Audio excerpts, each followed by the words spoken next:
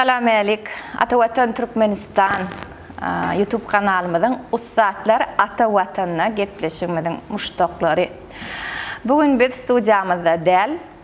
Bugün biz suratkeşiň ustahanasynda. Ol suratkeş Türkmen nusgawy edebiýatyna aşyk we sevgi hakyndaky desnanlary döreden Andaliýeň taryhy portretini ýazan hudojnik.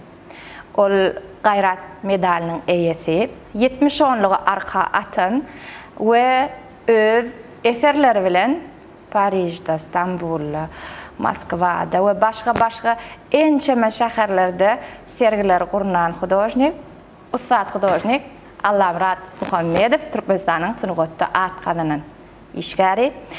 Sag bolun, çakylyňyz üçin. Sag bolun, tagamyl çaýyňyz üçin. Allamrat ağa. Ilki bilene Allah nazarlardan gorasyn niýetim gelýär we şu ýaşda şul kuwat, şu ilham bilen işlemeň ödüm Allahdan pay. Inni ilkinji berjek sowalym. Men elimde sizin katalogyňyz bar. Katalogyň ady Allahdan ilhamlar. Allah bu näme siz üçin? Ya bu nire siz üçin? Allah bu Hudaýyň adynyň Allah bolany melekleriň meskeni. Edilýär. Melekleriň meskeni Allah bolany biziň ağımız yetsede gözümüze görünýän barlyk dälläni Allah o dünýäden, ahire alemleriň içinden haýlanyp gelen şeýle bir dünýä. Ona dörejüjülük joşgundy diýmegen bolýar-da. Allahyetden, Allah tarapyn berilen diýmek. Şol Allah ilham ýokardan gelýär. Allahy ruh verici, güýçlendiriji, golloýjy diýmek. Onu Türkmenler gödüňe getirende mudamy ay Allah tarapyndan, Allahy tarapyndan berilen diýilýär. Значит, şol her bir dörejüjülük adamyna berilýän ruhu gollog diýmek bol. Ruhu gollog. O senin aňyň bilen, senin ol medeniýetiň bilen, senin terbiýäň bilen ýetilýän adam däl ol. Ol şöyle Yaradylanda berilýän bir pay diýip bolýaňyz. Pay. Onu diýmek, size hudojnik bolmak paýy dünýä iňeňizden hatda iňmäkäňiz berilipdirmi? Ben onu biljekkä bolýany. Ben bu kiçikkäm 7 ýaşlarymda bir düýüş görüpdim. 6-7 ýaşymda. O wagtlar biz aram edip 8-9 ýaşaçyly galpagymyzy firmadalar-da, saçymyzy. Firma şo galpak bolardy. Onu şonu bir aqatyň üstüne şu yemeşip pelpelläp şu galpaklarym şu yemedip şu şemaly galyp şöyle bir yemeğin üstüne bir düýüş görüpdir. Özüňizi gördüňiz atyn üstüne. Atyn o taýçana atmış oň üstüne onu yeme kakama fakir oň özü bir köneden ilmli bilimli molla okan adam bolansan özü ýöne köp-köplemedekdi. Bizem kan köp-köplemeni ýanyna çekinerdik bolu. Şuňa alak diýsem gowy düýüş görüpsiň diýdi. Hemmekşe aýdyp görmedi. Gowy düýüş görüpsiň diýdi. Ol geljekde seniň yemeňdir diýdiler. Atmurat diýär-de Türkmenler. Atmurat o. Ondan şol Allah murat diýip mat goýupdyr biziňkiler ýoksam biriň maşgalamyzda gaty ýuwaş-ýuwaşdan köpelýän ekenlerde tiýirlik bilen nälerini onun şonu diýerdi bir ay plan garra taň döwrüne biri şu goljak çağalaryň adynyň ýyzyna Aliň adyny goşuň diýipdirler-de. Ali Şahmerdan Aliň adyny goşuň onuň näsirin kitizlik bilen köpeler maşgalar hanlaňyz diýipde. Ondan sonra biziňkiler ýa-ni ay Qurban Ali, Seýid Ali, Anna Ali, Orad Ali, Murad Ali diýip şu Aliň ady Necewalini biziň garrataňyz Necewali diýip şol at bilen näme belli ýaşlykyn öz tireleriniň içinde.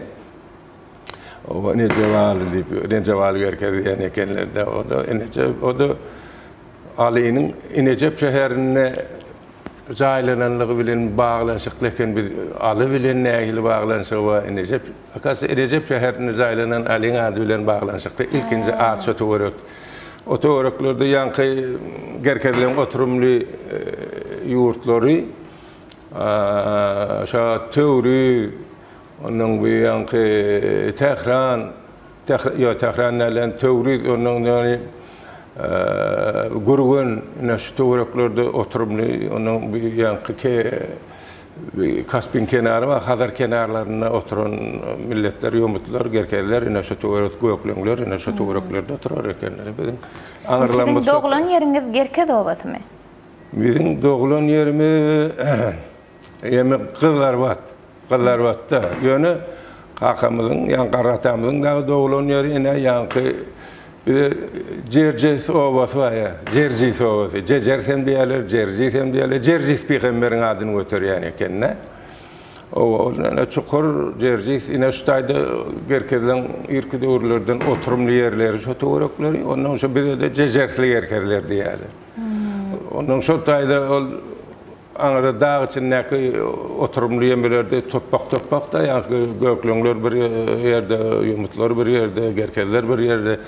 Bilere koğuçum qara qoğuşu bolup oturulayan yerler ekende köpülerin gibisinde şonu bir de Cecerli erkekler diýerler bu Angliyamda. Enne Cerces diýeňizde o baňady. O. Bir Cecer diýýär. O. Enne Cerces peygamber var. Peygamberler, perişteler, dört şariarlar diýip bir ýokaja kitabı okapdym şol ýerde peygamberleriň ady getirilende Cerces peygamber diýip men eşitdim. Sizin ustaxanaňyzda gelen wadymda şu eteriň adyny sorandy, siz maňa Cerces peygambere bagyşlanan eser diýip aýtdyňyz. Bu eser döretmek islegi, ilham nireden geldi? Özüm intihadi işlerinden biri öýden. Gaty dogry, sebäbi men öz owamyzyň ady bilen baglanşykly toponimki ady bolsun kän ýerden gözledim, ol hiç tapyp bilmedim onu. Garlamydan bir belli bir jogap. Maglumat gözlediňiz. Maglumat gözlediňiz. Maglumat gözläp etdim, ol hiç tapyp bilmedim. Ondan soň bir ýeme boldy, bir mümkinçilik bolany şu kakam bagy ýygyna düşürüp bir ekitdi, bir ýaş wagtymdy. Ondan soň şol bir gaýan jayrygynda biten bir gaty kuwatly arça, şu arçaň düýbünde de bir ýekeje adamyň jaýlanan madary bar eken. Butaý nire diýsem mine butaý diýdi babesen mawan emesi diýerler diýdi. O ina Cerces o ama gaptaljygy. Ina şutak o ýemetmäge biziň garrylarymyz şutak gelerdi, şutaýda emederdiler. Wada diýerler. Wada dedi powa çokunurdular, dilege ederdiler zatda diýip o şoň daşyna da şu donlarynyň feýninde ýan daşlary ýygnaşdyryp şoň daşyna haýat çekipdirler. Şol bir daşlardan haýat örüp. Daşlardan haýat örülgi ýekeje bir jaý bädi, onu da bir namazda da durmaklyk üçin edilenje bir kiçijek jaý, darajyk jaý bardy. Ondan soň men birinji sorak berenim bilene kakyp bu zatlaryň suratyny çekseň bolýarmy diýip. Şu wagtlar men bolsa 12-13 ýaşlarym dedim, ýöne ýerine düşürmek gitdi de. Ondan şu ne şular çekmeli de diýdi. Çeken diýdi, şular çekmeli de gaýtan diýdi. Ay menem ay bir şuňa ýeme dini ýeme bilen dini şahsiýetler ýaýdandyr ýa-da. Howa bir hili günah ýa-da günahda mümkin dälmi? Gaýtam şonu özi mollaçar adam bolsa da gaýtam çekmeli zatlar ine şulary da diýip aýtdy da. Ina şeýdip gara ina şol at bilen baglanşyk ýeme ýanky miras medeniýet merkezinde de bir işlen döwrümizde de men kan gözledim şu Cerces ady bilen baglanşykly nirden gelip düşdi bizim owamyzda bir sembolya bütün aňyrda bärde ýakynyna uzakda ýakyny hiç ýerde men Cerces atly owa şäher göremem, kent göremem. Şolada hiç gabat gelen zok. Gabat gelmedim. Sultan Şaň emesinde de o kenu ýoksa ol ýaşul bilenem tanışdym men. Sonra bir de ay belli jogap berilmediler. Soň onuň bir ýemedilerine şu Georgi Pobedonos diýip ortalaryň bir ýemesi bar, Hristiýan peýgamberleriň biri. İlki döwürde iň ilkinji Hristiýan peýgamberleriň biri bolan Cerces. Şol türkmen edebiýatynyň sözlüğünde men şonu gözläp tapdym. şol peygambere degişliydi ady, şo Jerjit adynyň şoň bilen baglanşykdygyny. Ýöne nädip türkmenleriň ülkesine, türkmen topragyna onu da ala welere kişirejik biziň awamyzyň dağ içinde onuň adyny göterýänligi men üçin ýöne duruşy bilen ýanky sir bolup galdy. Onu da men ýanky internetden soňky döwürlerde ýemedilen soň oňa girip gatykän ýemelerden o da tanyş bolamyzdan soň munyň hakykatdan hem dany Jerjit peýgamberiň Kapadokiýada Orta Deniziň kenarynda şu wagtky Türkiýanyň serhetleriniň ýemesini dünýä inen serkerdedigini men maglumat aldım. Onun Rim imperiýasy döwründe ýanky bir generallyk derejesine göterilen serkerde bolan. Ondan soň bir dürli sebäpler bilen Liviýanyň paçasynyň gyzyny ýanky o zatdan ýanky suçin ýanky o zat edilen gurbana goýulan gyz o dip bizde kän aýtkylar ýanky erteki rowaýat derejesine bize gelip ýeten ýemler bardy da. O şol ajdarha şol gyzy iýip ýetişinçe şol suwdan galýan eken şol suw bilen garap ondan şol ne şol ýeme üçin paçaň derejesine gyzyna gözek ýetende onuň bul şol tak baryp şonuň ýemesini gyzyny halat edenligi şo gara ajdarhany şeýdip özüne o tawin edip ýeňendigi barada maglumat gözüň okudum men şolar barada. Ondan soňundan munyň iminne Jerjit peýgamberiň dogrudyny bir internetde okamda universal peýgamber diýip bir gyzykly makale beripdirler.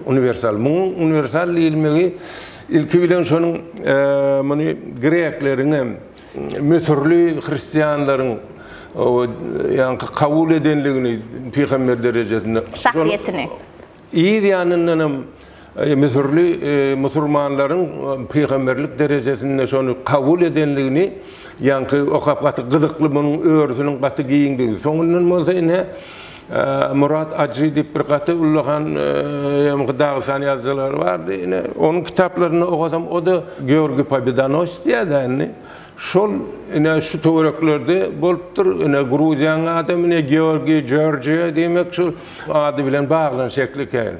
Sebäbi otak şol Jerjit peýgamberiň aýallagyny şo taýynyň ýemesine, paçasyna durmuşa çykýar. Nino diýip şo da Georgiň adyny şo tak ilkinji tapar eltip Georgia ady şo da Georgi diýmek Jerjitiň ady. Biz de ondan oturup soraýak Georgi. Onuň ýemesine, riwayatyna sin salandy. Bul mudam jebir çekip ýa gynalyp öldürilen ýanky jebir çektirilen peýgamberleriň biri halap edilýärdi. O matum gully diýär Jerjit kimen para etseler diýip ýa-da şon her sefer bölek etip teninden kesip çukura taşlaýarlar bir Allah'ın güýjü bilen ýene de öňküsýäli diýe ýanky direlmek uhuwy bar eken diýip şoňa ýazýar. Onuň ýene bir magtumulyň bir wagtyny goşgularynyň birine şifa berdiň goşudyň härisinde radioda okap berýärler. Şu 300 ýyllygyna görülen taýinliklaryň ýem programmasynyň içinde oturan ýemelde şol goşgyny kän gaýtalýarlar şonu ýemedi özüň dogry gözle ýa Rabbim Celil barçanyň ırzygyna sen özüň kepil. Ya Davud, ya Jerjit, Ibrahim Halil, Abu Bekir, Ömer Osman şifa berdi.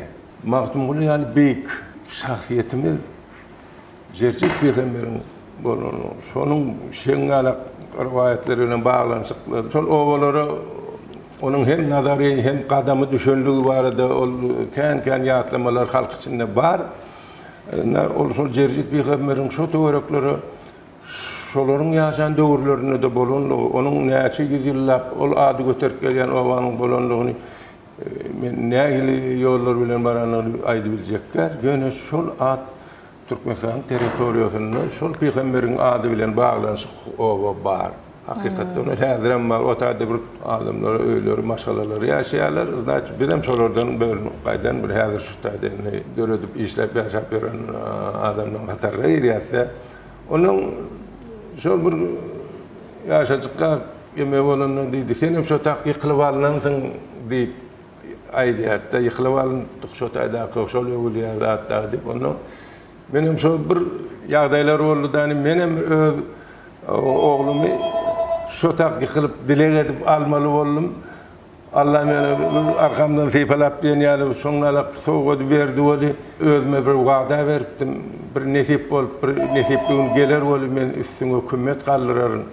Baba sen baba deyip, men hakikaten baba sen deyip yüzleniyse.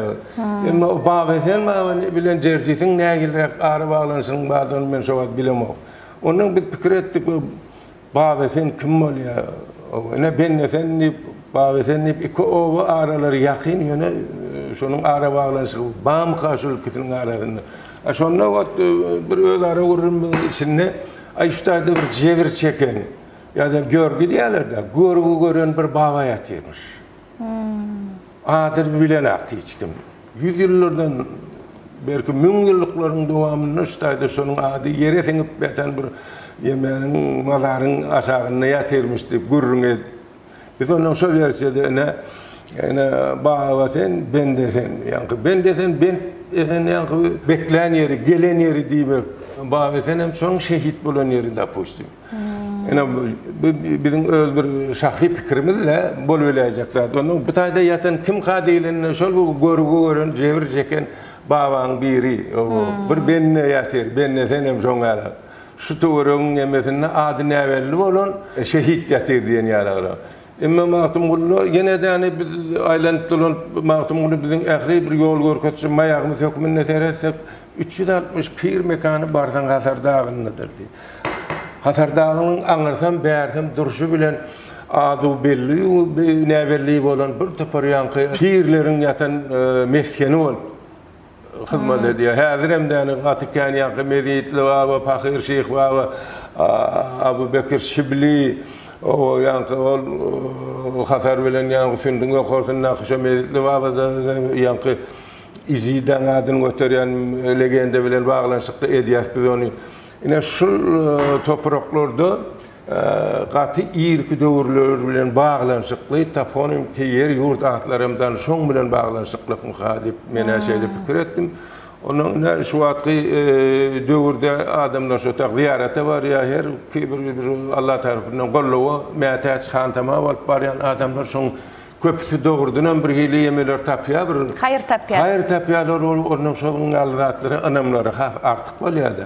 Yine sonki dönemden ederlerimizde yine mene Gatiken şu Cercek Peygamber bilen bağlanışıklı internette çıkarılan kan işleri seyrettim oluyor o tayda bir hile şol kara güyücün karşıdaş güyücün şeyle güç derecesine sunutun dili bilen eltilmendir. Legendan dili bilen eltilim olmağı mümkün. Emma şu tayda olan atının yüzünün uğrun başka tarafta ajdarhanın şekilşen başka da o tayda ajdarhanı öldürmek barada, düşmanı öldürmek barada edilen gurrun onunu değerlenir.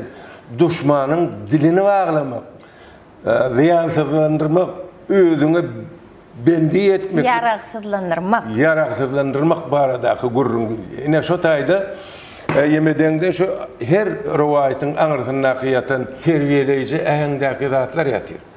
Şu da bize en gereklisi. Şu ilim diyen zat, bilim diyen zat ne demek sen özün kellen yani eleğinden geçirenden sen iyiliğine gününe neyli derecede sen şunu peydalı nazariyetten seyredip son tutu almalı bir zatlan vardı alhamın. Yine şu tarafa gönüktürmekte mi kadar sunutun hakiki gücü, borcu.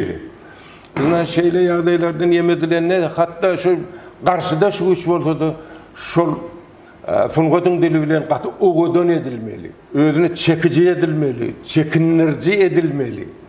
Yine şu yağdaylar bilen teyzeden ben şunu çemiresen yağdayımda ben şu teyzer Cercek Peygamber'e olayım düyüp götür başkaça. Onun şoların men diyen tarafım vardır, absolutni başkaça yuğurulan hamiri. İnniş eser sinla ve tirqaq, eserin merkezine şahsiyet bilen birlikte esası keşipti, esası öňe çykýan şekil atın şekli. Ve sizin eserlerinizin köpüsünü köpüsünü abstraksiya bolsun, sürrealizm janrına bolsun, realizm bolsun, klassika tapaw diýok, ýetirleňizde şu atyň şekli has agdyklygy diýe sebäbi nämede? Men şoň sebäbini nämedigini biljekler, ýöne 7 ýaşymda birincide bir surat çekjek bolup galam bilen bir zatlaryň o zatlar çerçeşdirip çyzyp oturýan ondan qakan bagyr 50 tane bir taýçanyň suratyny çekip görkezdi. Şonu siz 7 ýaşymda apsal ol ýanky diwarlar, öýdäki diwarlaryň ýüzüne çerçeşdirip o zatlar bilen 4 burçluk guş çekýärmi, 4 burçluk at çekýärmi, öz dünýäme görerek. Ine şol atam men üçin mydamy bir helişi öňümde maýak ýaly bolup. Ak pata beren ýaly bolup durdy. Şol at agat ölüm, ak bolsun niýe. Ak taýçanak diýdi, şol diýeni. Onuň ne şoňalyk şol meniň gydam giýjede günnüde märisini kalbyma gelýär, ondan şu atı meni hazır gözümü çekdiýselerem çekip bilýän ol gurrun onun atı meňzetmeklikde däýerlenir. Kalbyň içindäki orny bar şoň. Hakikaten ornu var. Şol at diýende at marat diýär. Ha, inne. Ýigidin gowsy burnluk. O atyň gowsy erlek diýerler. Näme diýjek bolýan? Gattal keşbiniz edil qaqaňyzda meňde ýani ken burnuňyz, suduruňyz, portretiňiz. Ne katalogyňyzda da birinji suratda siziň qaqaňyzyň portreti dur. Eýämden düşnükli öz-özünden qaqaňyzda orny başga siziň dünýäňizde. Men häzirki berjek sowalym şeýle. Qaqa näme? Kim siz üçin? Qaqaň orny maşgalada, ojakda, çağı terbiýetinde we qaqanyň borjy. Indi siz qaqa, ata, baba da şeýlemi? Özümün şunca wagtyň içinde şunca durmuş o şeýle 70-iň 10-ny fermelenip ýörülen wagta gelende de häzir buňa ertir qaqaň geljek diýse men dik durup garaşmak taýinadym da ol. Onda siz entegem qaqaňyz üçin çağı. Howo. Benim şol öňküými ol qaqa diýen zat biz üçin gaty bir ýazylgysyz, ýazylmasyz bir kanun. Ol ähli zat bir ähli zatyň öňüne jogap berji, ähli zaty bilýän galkan. Ähli zatda howo, seniň himayetkäriň ähli zatda seniň ýzyna bir howunlaryň hökümini. Ýa şoňa ol biz bir türkmeniň maşgalatyny qaqa diýen adamyň orny mudama iň birinji ornlaryň birini bolup ýemediýärlerini hakyky maşgala derejesinde ýöne şu käbir film görýän, käbir maşgalada görýän boluşur. Ýa-maktym gülüň ýemelerini azadyn ýadan ähli şöhretini ýene atany incitmek, ýene atany ağlatmak, göwünni degmek, hırsyny diýişletmek iň ulu günälerin biri diýip aýdýarlar. Iň ulu günälerin şol ýazylgysyz kanunlaryň biri hökümünden oğul atadan görülle alýar, gyýy eneden görülle alýar diýär. Sen öz neslin, neberäň, dowamyň bir hakykatdan hem de bir türkmen maşgalasynyň qada kanunyna gawat gelýän maşgalany ösürip ýetişdirjek bolsaň atanyň orny elbetde iň ýokardaky birinji ornlarda durmaly bolýar. Ine men häzir men şu çeperçilik uçuşyny gutarymdan soň ilkinji diplom iş eýle ýazylyp öz başlap durmuşa başlanandan soň men ilkinji eserlerimin biri bilen bile rakamlama bir gatgarrama däl bolýan, ýaşullyk derejesinde adam bolan soň atam bilen gurrun ýa qaqam bilen gurrun diýip bir 2-3 tane iş edipdim, döwletçilik işini şonu şu ene bilen atanyň arasyndaky ýanky çağı bilen qaqadyň arasyndaky dialog gurrunlar bar. Hawa ene şu işiňiz Rembrandt'a bagyşlanan iş diýär. 1989-njy ýylda döredilen gurrun diýen işiňiz şeýlemi? O Rembrandt'a bagyşlanýar diýär. Bunyň iki hili ýemesi bar. Rembrandt men üçin sungat aleminiň atasy. O şeýle ol bir sirli dünýäniň şeýle bir beýik suratkeşi de. Emma şu taýdaky çekilen kampaniýa bar. Rembrandt'ın bir ýanky açık oğullayıp bir işi var. Yankı buludunu sinniye de orası. Şol ähli zadi yetik maşgalada yankı oğlu ay köp zatlara bir gumra bolup başga ýurtlara garratatyn taşlap gidýär-de. Näçe ýyllar geçýär, ähli o ýany bilen alyp giden zatlaryny gutarýar dagy diýe. Onu da şey edip şu garratatı şoňa ýoluna seredip garaşyp gözleri kör bolup mudam oğlunun nazaryny şoňa ýoluna dikip garaşýar-da. Şu iňdoňyny şol horkom ýagdaýda aýagy ýyrtyk köwüşli kagazynyň ýanyna emedikläp barýar, eden ýalňyşyny taşlap gidenine ökünüp-de.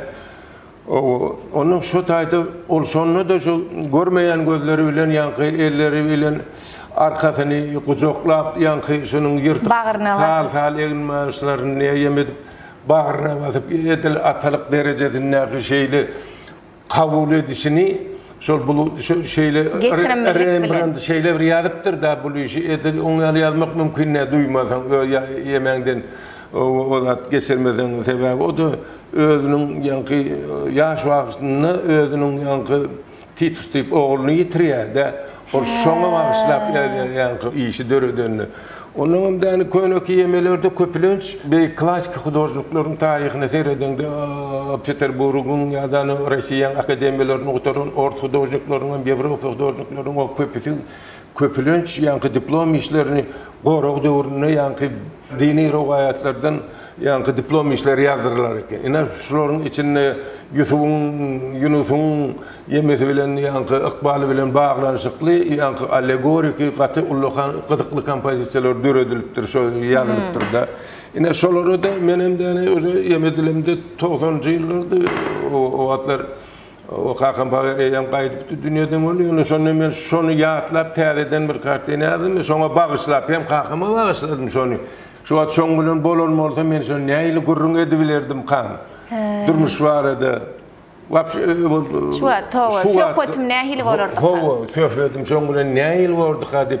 Ine şol ikisini aýyrdım onu bile gujoklaşa bir tünnälen her aýry oturan söhbetdeşlikdäki hakyky günnogor ýaşyllaryň howa türkmençe şolary sonuňatyň dili bilen ýankyny ikisini aýyrşdyramda şoluň ikisiniň arasyndaky gurruny nädip bağlaştırmaly çeper ferişteleriň üstü bilen ýanky çeperçilik ferişteleriň üstüne ýanky edebiýatyň üstü gurrun merjilik käfiýetindäki dälle çeperçilik ferişteleriň öz arasynda renkleriň üstü bilen kompozisiýon çözgüdüň üstü bilen arasyndaky bolup geçen bir hili dartgynly gurruny beýan etmek ýemezine synanyşdym boly. Şu ödem şoň içki çözgüdi, şu içki kompozisiýon çöz ýaşylyň hem ýanky oturan ýaşygydyň hem klassiki ýanky talaplara laýykly çözülen bolsa, onuň aňyrsy forma, fonu var. Gaty ýeme gerekmejek ikinji, üçünji derejedäki detallardan ýanky arasalap, diňe ähli ünsüşolukysyndaky duýgusyna gönükdirilen işe kumine Moskvadan gelen soňra töwrenjä görkezemde. Onuň üçin garaşylmadyk iş bolup, ýagdaý bolup ýemeden soň ay diýdi bir eser. Ýaş hudojnikden, hudojnikden şuňaly işe garaşman. Garaşman, onuň üçin men düşünýärdim. Düýüp götür dedi, men heni şuňalyk çözülen eser göremek dedi. Sebäbi dedi, biziň paniýatymyzy mudam dedi, eseriň dedi duruşu bilen aňyrsy bärsi bilelikde bir akordda bir renk çözgütlerini çözülüp ýemediler. Sen şolary reski ekaböli bilipsiň dedi. Özüm dedi, şol kisiniň gurrunam gidip dur dedi. O men dedi şu zatlar bardy, näme diýjegimi bilemek dedi. Onuň bir ikiniň esti bol Moskwadan men şol gorqaýdan işim dedi, meni hiç dedi ýememi o zadyma goýanak dedi, erkime dedi. Ýöne ýadyma gelip dur boldy. Men dedi, seni dedi, mümkün bolsa dedi bir Moskwa baramda o saýy hudojnyň üstü bilen dedi, şol Rembrandtyň şäherine iýbereň, şonuň edeni işlerini sen dedi görüp gaýtsaň dedi, ýa-da näme Döreden şäherine gör. O galanjaý bereň dedi. Men gaty kelim bilen kabul edip emetdim bol. Onuň di galanjaý bir wagtdan çakylyp geldi, galanjaý däli diýeni Paryja dedi, seni 2 aýlyk şuňalyk şu Sunugatlar şäherine, Sunugatlaryň dedi bir döreýän. Sunugatlar etmeni uğratdylar. Şeydim, ine 90-njy ýyllarda ine şu ilkinji Daşary ýurda çykyşyňyzdymı şu ilkinji gerek? Yok, men onun birazra öňsegsen Ýadraýdy 88-nji ýylda boldy. Ýene de men şonuňa ykbalymy gaýtyp gelsem, aýdyp bersem belki muny inanarlar, belki inanmazlar. Ýöne men şonda da bir düýüş görüp şonda men ýene kakam bilen gurrunlaşdym. Men az sanly da men şunu oturup sen bilen gurrunlaşmýar, oňarak bize kabul edilen kada ýoksa da kakam bilen eşeýle gurrun bilen ýok. Yeri başgamy? Yeri başga, wapşe näme gurrun etjegiňi bilip bolana. Ol sessiz terbiýelýär. Sessiz ümi bilen ýa bir hiç wagt sesini gataldan ýere. Garaýşy bilen. Ine şonu bir gün ediline şoňa çepersek mekdem götürdük, diplom görürdüm, bardym, aňatyp bir hepdeden öýe bardym. 74-nji ýylda Tomskunlerde bolup. Şo wagtlar agyz beklenýärdi. Agyz beklenýär gurban aýdym näme. Kakynyň agyzy bekli. Agyz bekli diýip ýöne dangdan turup dur serälige. Serälige turup durýar, menem turdum. Bir ýyl oýunumda onu men hiç taklap bilemekde bir düýüş gördüm dedim kakadyn. Aýt dedi o. Aýsam dedim ýanky Bilokan oglanam biz bilen dedim. Hemme gruppa bilen dedim. Mekke bardyr siz dedim. Haçy? Mekke. O wagtlar Mekkeň suratam ýok. Görnüşi näýdi? Bu gümmezler näýdi? Hiç ýöne men düýüşimde dedim, şu Mekkeň garadaşyny gördüm dedim kakadyn. Onun o aýdyr dedi. Aýsam dedim şu bir ekskursawat aýalladım, düşünürüp dur hemme yemeleri. Onun studentleriň arasynda onu şu ýanky orta arada da aşağı ýere degmeýän bir garadaş dur. 4 burçluk däl. Ýanky formalary ýanky daşyň formasy. Gaýa formasyny. Kup däl. Kup däl. Onun şoňa da bir merdiwan söýelgi. Şol merdivana da dedim, bu näme makamyň üstüne bilesi geljek bilen men şoň üstüne durmuşyp, şol merdivanyň ýanky daşyň üstüne çyk. Daşyň üstüne çykyp emetdim, men şeýle seresem görsem kızlar wattan, aýptaý öz owamyz ýaly diýenmi. Kızlar wattan ýanky Kargala tarap gidilen bir agynyş diýip biziň ak ýolumyz bar, şo tarapy ýol gidiýär. O Safa Merwe arasy bir iki tane dağımız var, Garaza dağı bilen Yeme dağı bilen. Bularım şoňa meňdep dur, buň haýdy gadip men onu oýum hayran galyp durum onu. Şol Yemen ak ýoluň gapdyryndan bir inçecik bir ýoda we tozonluja ýoda, şol gelýär, şo taýdanam gene bir Bilokoýan oglanlaryň biri gelýär. Tozonlu inçecik ýodadan. Men onuň ýanky daşyň üstünden seredimdi. Ýanky şol ýanky gaýan bölüňde ýalak ulu daşyň üstüne edil ýokarsyna bir edil bir päki bilen kesilen ýalak bir 4 burçluk bir ýanky aşak gidýän merdiwanly ýeme. Ýerdemine gidýän ýol. Ötük bar. Ötük ýokarsyna şoň daşyň içine girip gidýär. Basgan çakly. Men onuň içine girecek bolýan bol birden hopugýanyny gorkýan, ay muň garanky eken diýip. Şo adam bir şeyler sergin şemal, ýüzüme dangdanyň şemaly bolmaly, laglar wadyň şemaly. Oýanyp durun, görsem kakamaty raptar. Men dedim, mene şuňa düýüş gördüm. Biraz oturtdy. Gowy düýüş gördüm oğlum dedi. Gowy düýüş gördüm o dedi. Sen käriň bilen ykbalyň dedi. Aýdan söýdi, kelte. Sen käriň bilen ykbalyň dedi.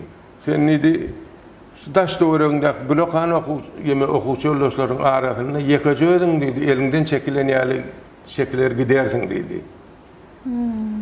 Ýöne 15 ýyldan dedi, aýt dedi. Bu yemeğe düýüşüňi 15 ýyldan soň gurrun ber. Kime gurrun berseň hem dedi, ýöne 15 ýyldan öň ýadyňdan çykarýardyr dedi. Men ol eýleki okumak bolan gelen ýollaşmady, o näkildi?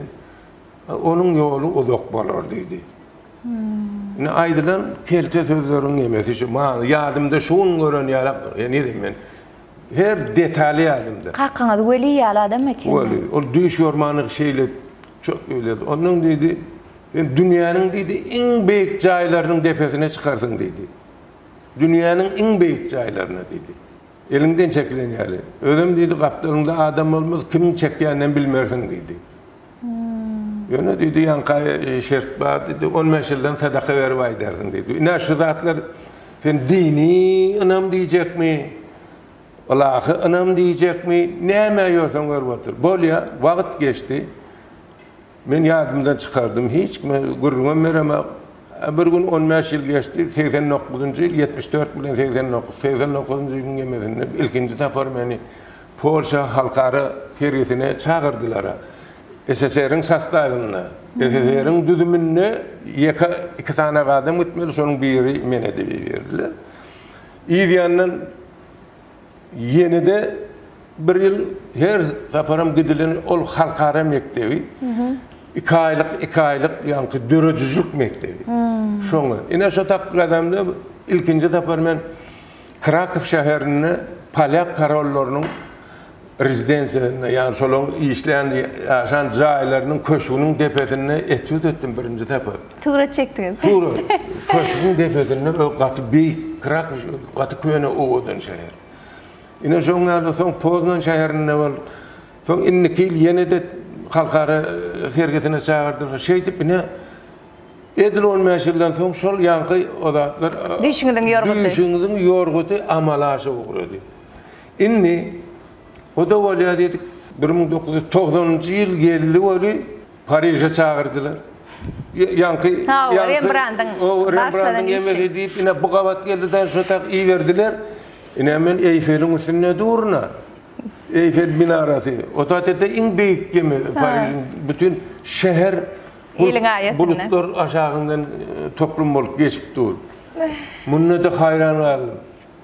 Yine bir yıl geçip 91. yıl geldi beni İtalya'ya verdiler. İtalya'da men Kalise'nin üstüne durun.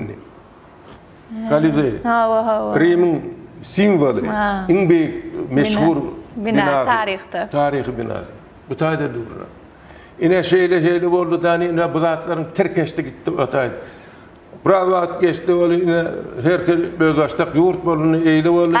Garaşsyzlyk şemaly geldi her kim öz başdak boldu. Garazynny bu zatlara bir hili yemede arasyna herket düşen ýalan boldu. Ýok, onda da ine 93-nji 94-nji ýyllarda bizi Tatarstana çağırıp ýa-ni Kazan Kremline işläp otur. O Bulgar yemelerine on gidiyanaki Pakistan'a gitmeli oldu o da 96. yılda son Tehran'a gitmeli oldu son bir Şirazi'ydi, İspahan'ydı şu in dünyanın gözül küncökleri çağırıp dur bariyan gidip ödüm in hakiki padişalarının mefyeni inni men ayçık bolýan 2000-nji ýyl geldi. Rawna 2000-nji ýyl gelende meni Amerika tergi bilen çağırdylar. Amerika ilkinji Türkmen hudaşynyny sergi bilen çağırdylar. Şo taýda onuň Birleşik Milletler Guramasynyň jaýynyň gapdylyna Türk merkezi bar, şonu merkezi şo taýda da biziň ilçemiz Aksultan Toraýyna işläp ýör, häzirim şo toýlukda işläp ýör. İlkinji tapar Türkmen hudaşynyň sergisini bir Pakistany jurnalistiň üstü bilen gurnap şo taýda ine ilkinci New York'ta o iki tane galeriyede yankı sergini kurnadı. İşol baramda şol sergin şo taýda bolan günlerimin dowamyna şo Amerikadaki 11-nji sentýabrda ýykylan ekizleriň üstünde men boldum. Edil rawna bir ýyl bir gün tapawudy bilen 11-nji 12-nji sentýabrda men şo taýda ýöne bir ýyl soň ýa-ni bu partladylar. Ine şo da dünýäniň en beýik binasy şo bar. 104-nji etažynyň depesinde men ine şo zatlar New York synladyňyz. Hawa. Ondan ine şo zatlar bilen ýemedinden uğralýan bol bu dünýäde ine men katalogym eliňizde de. Men şu katalogym elimde şäherler hakdaýdy oturkaňyz ýene bir meniň özümde 10 ýyl mundan öň täsir galdyran eseriňiz bar şäher hakda. Sinan Mimar Goja Sinanniya Edirne şäheriniň simwoluny öwrülen eseriňiz bar siziň. Hawa. Biz 2006-njy ýylda 2007-nji 4-5-nji ýyllardan başlap Türk Kultur Merkeziniň işgärleri bilen ýanky şuňa oturup bir çaý başynyň gurrungyny şu zatlary biz bir hudaşlyklary, suratkeşleri bir dünýä çykarsak Türk dünýäsiniň hemdäni bäherden giden bir ärleri, goşlary biziň ülkelerden maramlar büyük şahsiyetlerin Kur'an yurdundan ne şozatları Türkiye Türkmen suratkeşlerinin gözü bilen diyen bir proyekt düzeylen deyip karasolar bilen maslahatlaşıp Türkiye'de 81 tane vilayet var. Şu 81 tane vilayetin her sene bir döröcücülük toporunu iyi verip şu taylarda da sergi uğrunap bizim tarihi şahsiyetlerimizi, tarihi bizim koşuntularımızı, tarihi bizim milletimizin ikbali bilen bağlanışıklı şu Türk devletinin şu atı günleri bilen bağlanışıklı sergiler kurulun bir proyektini oylap taptık. Sonra onun üstaydaki şu atı vekili Cesim Çelebi bilen kuruluşup şotağının ilkinci toplanışığı 4 adamdan döröcülük iş taparı. İş taparını kuruna varıyorduk. Sonra ilkinciden Ankara şehrine, İvyan'ın İstanbul şehrine oldu. Bunun katı öncemli Goğu tarafının yemesi şotak gidilip şotakta dörödülen çeperi işler var. Dörödülen her bir hudorcunun dörödülen her kim 12 işten 15 yaşa çelli iş dörödüyen. Ondan sonra sergini ilk Aşgabat'ta kurunuyaz. Bir yankı berdaki ilçhananın işgərlər tarafından çaqlıq və əhlisine yemedip onun İvyan'ın da sol iyi verilen şehrin meri hakimiyeti tarafından yemedip Hükman Ullağan sergi kurulub sol işlerim şotayının yemelerine kaldırılıyordu. Türkmen nakkaşlarının, Türkmen suratkeşlerinin gözü bilen, dörödülen, ruhu bilen, görülen duygusuyla beyan edilen işler inhe şotaylada kalırdı. Bizim yetişen yemeğimiz gidete 20 kolay vilayetlerine işlevildik. Şoların içinde de her hudojnik bir 40'tan uğrak hudojnik gidenler. 800'den uğrak iş şotayda Türkmen hudojniklerin elinden çıkan sonun eserleri hazır Türkiye'de saklanılıyor. Şoların mirası hükümünde şotayda galeriyalarında saklanılıyor. Yine şoların içinde benim giden şehirlerimine Edirne şehri, Ordu şehri, İstanbul şehri, Konya, onun Eskişehir, Erzurum. Şunun ahlisinde benim öz gidenlerim 5-6 sene. Yani eylek oğlanlarımızın giden şehirleri katı Kapadokya, İnne şu işte Edirne şehirinin simvolunu öğrelen işinizde men şu vaxt hayalen mer gurrungudun asıl manisini görýän pederin ruhu. Şol Sinan Hoca belli arkitektor şeylemi binagar. Şol Türkiýanyň hakiki klasik arkitekturasının düýbüni tutan 15-nji 16-njy asır. Häzirki Türkiýanyň bile yankı ma'lum bolan saklanıp kalan keşiflerinin en ilkincisi Mimar Sinan'ın başlanýar. Şol nemeli minaraly meçitlerin rengi, ruhu. Özü 50 yaşından soň başlanýar.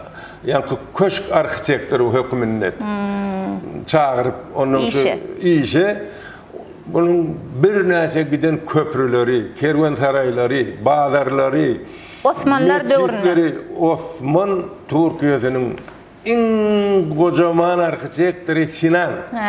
Şonun amdani o yemesini, şonun keşfini yemedilen şonun sonku yaşap en sonku dövrüden şedevr eseri Selimi Yemetçiydi. O da yankı Edirne şehrinde yerleşiyor. Onun şotaydaki Kur'an sonku meçidi ventilasiya tarafından, yankı arkitektura tarafından, yenilik tarafından, beriklik tarafından, beyiklik tarafından şunun daha şotaydaki minaralarının yemesem şu 80 yaşında kuruyor şonu. Şunun minaraların beyikliği 80 metredir. Bizler şun bilen bağlanışıklı, ehli bizim yol yazılarımız bilen bağlanışıklı şotaylar gidip şu zatları öğrenişimiz bu zatlar mudam da şu Türkmen halkına minnettarlık bilen yatlayan Türkmen sultanlarının tanıran yemeleri deyip yatlayalar şu vade çelle yotum Edirne şehri Adriano Grek şehri. Başka yemelerimden son Türkiye'leştirilip yemedilim katı olan ferhetleri giyin geldilen katı yemeleri Türkler için yankı bizim ata vatanımızdan gelen Naqqaşlar, zatlar deyip qatıp görmeler hem sonluk bilen olar inkar etmän şolar. Asıl Türkiýede bolanda köplenç türkler şeýle diýär, Türkmenistan biziň ata watanymyz ýa-da biz iki millet, iki döwlet, bir millet diýen hawa şo sözleri eşitýän. Inni şu ýerde edil ýanky eteriň gapdaryny gorkudata diýen işiňiz bar. Men umuman sizin sahada yüzlenmeğiniz hakkında aýdatym gelýär. Şul katalog öreňde de sizin galeriýaňyzda, aýlanaňda da, sergiňizde gatnaşanda da bir zat mesemälim görnetýän ýüze çykýan. Tema saz, mukam, owaz temasy. Inni şu ýerde men Humaý guşy ýa-da mukamyň döreşi diýen bir eseriňiz bar. Häzir bu gapdala geçäýelim. Ilki ýanky dini rowayat bilen bagly eserleriniz hakda gurrun etdik ha. Sizin dini rowayatlara, dinäk şahsiýetlere, periştelere, peýgamberlere kän ýüzlenýänligiňizi aýtdyk. Inne şolaryň içinde de eserlere geçmek hak ýene türkmen taryhynda dini şahsiýetlerin ägirtleriniň biri edil siziň arkaňyzdaky portret bar. Şo hakda da gurrun edelim, ondan ýa-da Humaý guş hakdaky işiňize geçelim diýjek. Necmettin Kubra mı? Necmettin Kubra. Ina şu şahsiyet, Necmettin Kubra diyen şahsiyet kim? Önce baramızda ina şonun gowurhany bar da Necmettin Kubra'nın aramgahı. Ina şotada şonun yemesine känil dünýäni görüp insanyna bardym men. Näme üçindir öz ülkemizde Hasan Marsagan borlu diýen ýaly yeme bilen anam bilen. Ina şonna şoň içine gireňde şonun şeýle gözel bedegi bir hil şoň içine girýän bolşoň şol barada aýdylýan ýanky zatlar bar, rowayat. Значит, şol rowayata göre Mongollar öne Çingiz Han ýanky Samarkand Buharany alandan soň örgünje uly ýörüş etmedinden öňünçe şo zatlar Necmettin Kubra şol örgünçde ýaşaýan eken, özüniň 40 tane müridi bilen, okuwçylary bilen, toplary bilen. Onuň öne şo taýda Çingiz Handan çapar gelýärlerini diýär. Sen katı ile belli veli, şol wagta çelli bu ulu Kur'an'a tefsir yadan, Kur'an'ı düşünür yadan beyk veli, bunun Kubraviye deyip yankı özünün dini, yankı yörülgü, täze yörülgü, yankı yol yatan adam, bunun izini dowam etdirdi, şolatlar bir topar yankı gırka goloy yemesi var eken özünün okuwçylary, toplary. Ine şonu dünýä meşhur adam bu özünün yemesini, maşgalasyny metrün iňli amamynyň gyzyny al, şu amamy özü çagyryp şoňa gyzyny berýär, şeýli yeme takwa adam arasa, şunun dini düşüncelerine şeýle ullukan özünün yankı hormatyny görkezip şu öz gyzyny şoňa bagşadýar, onuň bu soň ony örgünje alyp gelip Neşotaýda ýaşap şeýle mektep açyp özünün bir topar dini özünün dowam etdirji, yankı taglimatyny dowam etdirji, yankı bir topar sohulary ýetişdirýär. Onuň şonu şol Çingiz Han gelýän döwrüni muňa şol çaparda gelip aýdýarlar, sen şu wagt eger isleteň biziň tarapymyza gelýän, seniň ýanky howpsuzlygyny biz üpçün edýäs, bu tarapy sana hiç hili tarapdan ýanky sana howp. Janyň halas et. Halas edýär. Ýanky ýanyňdaky ýoldaşlaryň bilen bile. Yok, ona närazy boljak bolsaň şäherden çykyp gitsen şu wagt öňünçe sana. Men nädip diýeşiňe dogup duran öz watanymy taşlap gidebilerini. Olam üstüne düşman çöden wagtynda. Ýöne diýes. Siz nädip men hormatyma şoň alakany, onu hormat hökümini görýän bolsaňyz, duýdurmaklygyň özüne mi? Oňa tag boluň diýe. Ýöne men siz bilen darkaş gurup öňüňizden çykaryn diýe. Öz ýoldaşlarym, müritlerim bilen, hoplarym bilen. Ine şol wagtda eline şo wagt gylyjyny alyp, şol ýaş wagtynda hyýal şol nutuk sözläp adamlary ynandyrjy sözlerini watanyň gowragy hakyna şeýle bir arada adamlar ýygyna düşürüp, eline gylyjyny alyp, watan gowrama. Gylyj bilen garşylar diýe. Şol ýemesinde de onuň şol wagtda geplep durga şonuň diýe agaran sakaly, garaly urady diýe. Şu rowayatda. Şonuň diýe 30 ýaşynda kuwat geldi diýe. yüzünün diye Koca. nurana yüzünne de diye kara sakkal peyda oldu diye de renki diye. Ne şey deyip sol uruşa katnaşıp karşılıklar görüp kara sol yemede peygamden peygamber'in yeme bolya yaralanıya.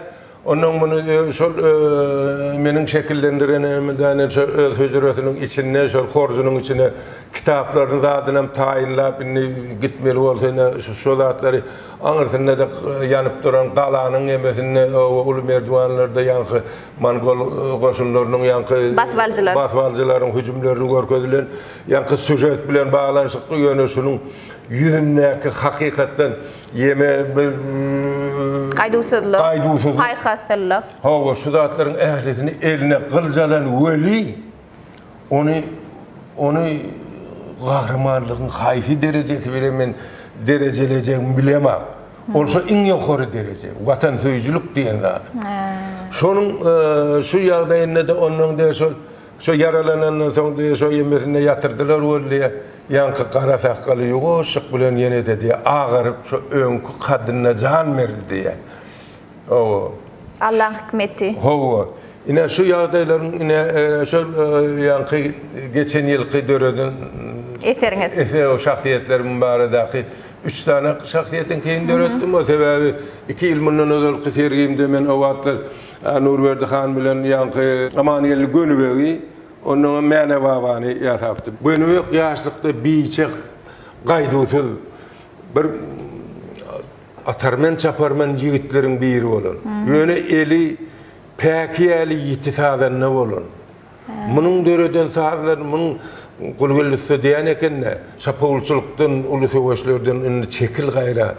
Sen eline şikayetse Türkmen halkı sensiz bilen neyle saatsız kalır. Bilen sen son fikir ne diyen mi milletin için senin zerurluğunu bir düşünü bilen mi senin canından sızdırıp neyse seferler diye bor halifam deyip diye savaşlara katnaşıp şunlarla gidiyen ekenne. Onun yine son sefer öyle Mungulun bağlanışıklı yine katı rivayet var, bir gıdıklı rivayet. O da şu taşlamağına sebep oluyor. Tabi taşlamağına? Yok. Yankı çapavçılığa katlamağına. Kılcı elinden ayırmağına? O kılcını aptala koymaklığa bir sebep çıkıyordan. Ondan sonra onun ömür rivayeti var. Ondan sonra kulgelin ustan yanına gelip perdeden mene halife şu hakikaten şunu yüreğime duup dağ içinden şu an izme kaydık geliyen sana da ilkincisi hem şunu bu hem bu işleyin hem de ben sana söz vermek için geldim. Ay belki Allah eşittiğinden senin sözünü diye. Senin vaadını Allah eşittiğinden diye belki de diye.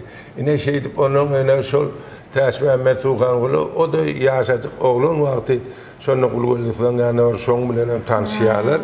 Sağ dünyasının bir şahır Taş Mehmet'in kakası Taş Mehmet Sulhanoğlu Han ağa değil yani. Yine bu partilerden döremeğine şunun hem kaydusuzluğu hem yekesizliği hem gönüllüğü kimden hiç kim olaydın çok gönüsünü aydı bilen bir gerçek Türkmen. Şeyli sağlığını ellerin pekali yeti, talapkar, namusçun o şeyli şahsiyet bulun. Yine bunun şu keşfini dördümde bunun öz kardeşlerinden kalan şuların at takılarının yeni suratlarını zaten yığınap yığınlaştırıp yine şulardan dördülen şekil şu. Keşfini öğreniyor. O keşfin ben hükmen öğreniyorum. Sonun bir şu arada maksimal bir alıp olacak maglumat bolsa yığınap ondan sonra bunu bir neçe eskileri dördüp varyantlarını çekip